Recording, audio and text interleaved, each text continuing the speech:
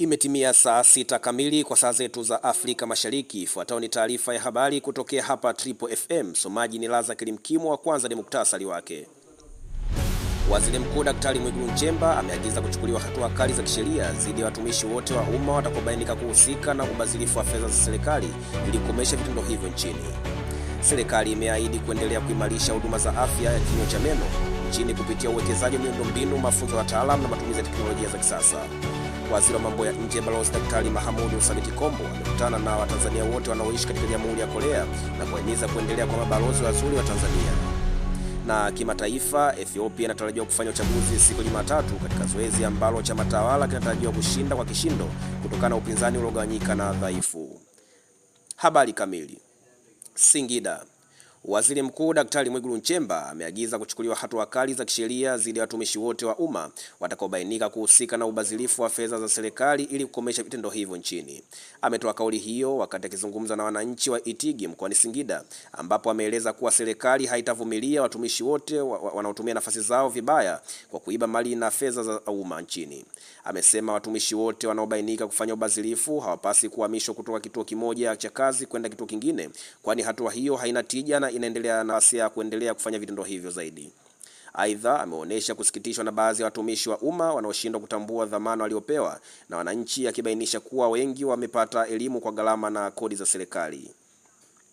Dar es Salaam. Serikali imeahidi kuendelea kuimarisha huduma za afya ya kinywa cha meno nchini kupitia uwekezaji wa miundombinu, mafunzo ya wataalamu na matumizi ya teknolojia za kisasa. Kauli hiyo imetolewa jijini Dar es Salaam na Naibu Katibu Mkuu wa Wizara ya Afya anayeshughulikia dawa na vifaa tiba Emmanuel Tayari wakati akifungua maonesho ya pili ya bidhaa za kinywa cha meno. Amesema maonesho hayo yamekuwa jukwaa muhimu la kuwakutanisha wataalamu, wabunifu, watunga sera, wakufunzi nchini, watengenezaji wa bidhaa za afya ya kinywa cha meno, wawekezaji pamoja na wakufunzi.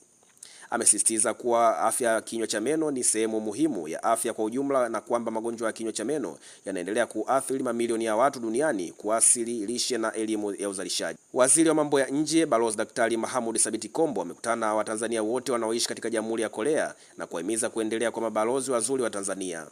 Akizungumza katika mkutano uliofanyika jijini Seoul, amesisitiza kuwa umuhimu wa Watanzania wanaoishi nje ya nchi kufahamu vizuri nchi wanayoishi ili waweze kujumuika kwa urahisi na kujenga uhusiano. Amefafanua kuwa uelewa wa mazingira ya nchi mwenyeji huwasaidia diaspora kutambua fursa za kiuchumi na kijamii ambazo zinaweza kuwanufaisha na kuimarisha ushirikiano kati ya Tanzania na nchi husika. Wametoa wito kwa diaspora ni wanafunzi wa elimu ya juu kujikita katika kutafanya tafiti zinazolenga kutatua changamoto mbalimbali zilizopo nchini, hususan katika sekta ya afya, maji, elimu na mazingira. Na sasa tuhamie katika habari za kimataifa.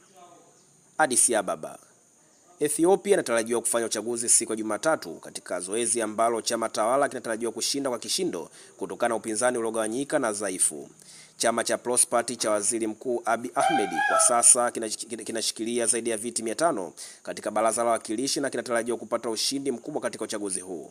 Takriban watu milioni 50 kati ya jumla ya wananchi milioni 130 wanatarajiwa kupiga kura kuwachagua wajumbe wa baraza la wawakilishi. Hata hivyo, hali ya usalama katika baadhi ya maeneo yenye watu wengi ikiwemo Amara na Oromia huenda ikaasili idadi ya watu watakaojitokeza kupiga kura. Tehran. Mkuu wa mazungumzo ya amani wa Iran Mohammad Bagher Ghalibaf amesema kuwa Marekani sio ya kuaminika, wakati akisisitiza kwamba Tehran haitokubali makubaliano yoyote na Washington DC.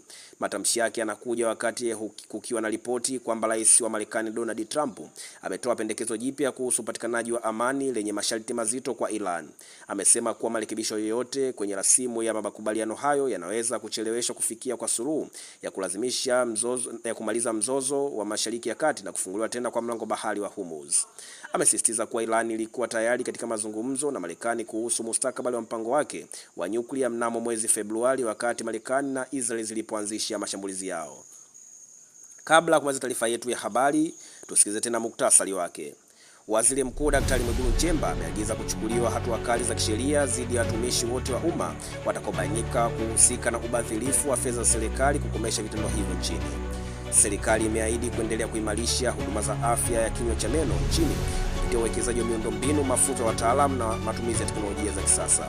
Waziri wa mambo ya nje Balozi Daktari Mahamudu Thabit Kombo amekutana na Watanzania wote wanaoishi katika Jamhuri ya Korea na kuhimiza kuendelea kwa mabalozi wazuri wa Tanzania. Na kimataifa, Ethiopia inatarajiwa kufanya uchaguzi siku ya Jumatatu katika zoezi ambalo chama tawala kinatarajiwa kushinda kwa kishindo kutokana na upinzani uliogawanyika na dhaifu. Na huo ndio mwisho wa taarifa yetu ya habari kutokea hapa Triple FM. Taarifa nyingine ya habari itakuja ifikapo majira saa 2 kamili usiku. Endelea kusikiliza vipindi bora kutokea hapa 92.1 Triple FM. Hadi wakati mwingine, asante na kwaheri.